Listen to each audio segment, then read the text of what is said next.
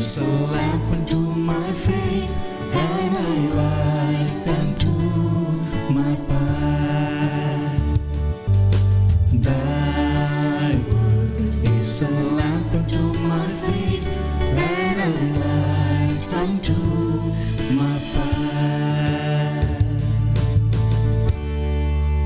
First reading.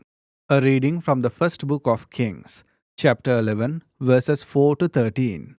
When Solomon was old, his wives had turned his heart to strange gods, and his heart was not entirely with the Lord his God, as the heart of his father David had been. By adoring Ashtaroth, the goddess of the Sidonians, and Milcom, the idol of the Ammonites, Solomon did evil in the sight of the Lord. He did not follow him unreservedly, as his father David had done. Solomon then built a high place to Chemosh, the idol of Moab, and to Molech, the idol of the Ammonites, on the hill opposite to Jerusalem.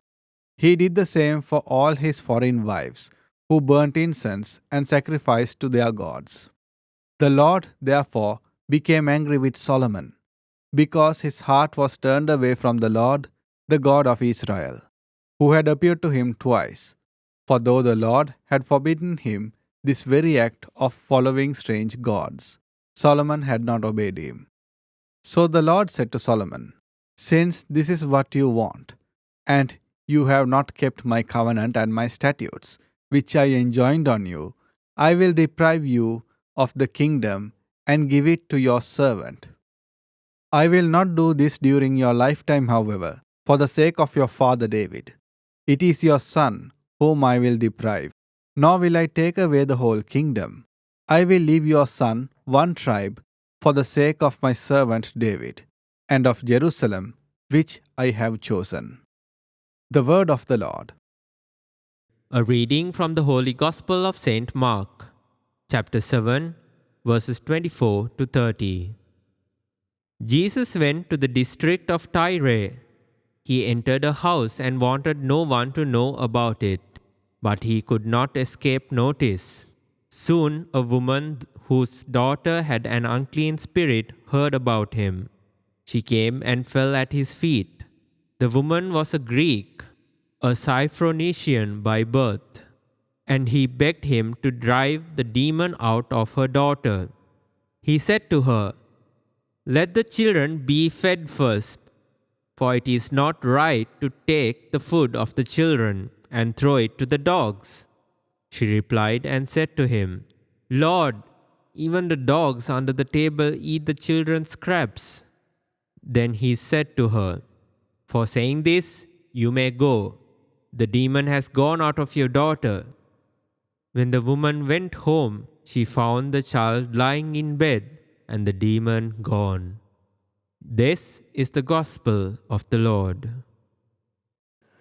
My dear friends, as we continue our reflection on prayer in this year of prayer 2024, today we turn towards the parables of Jesus as models of prayer.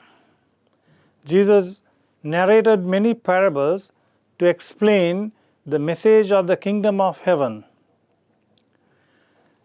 As children, my dear friends, we love to listen to the stories of our mothers and grandmothers, because the narration of a story relates a message to us.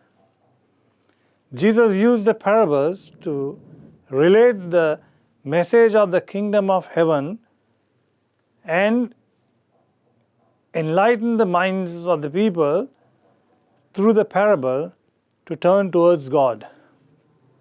The climax of the parable, my dear friends, is a point of prayer and reflection. Therefore, as a model of prayer for our personal reflection and personal prayer, we need to turn the pages of the Gospels and read the parables of Jesus. We know there are many parables, but there are some very common parables, like the parable of the sower, like the parable of the lost sheep, they bring us a story in the context of our daily lives. Perhaps today the children may be very engrossed in digital media, but even in the pictures, as visual learners, we must be able to fathom the message through digital images. Therefore, we need to use our modern technology to read the parables, the stories which are depicted in all kinds of video clips and images, so that even seeing some video clips, some pictures, even on our phone, my dear friends, will lead us to Christ, and that will help us to reflect and pray.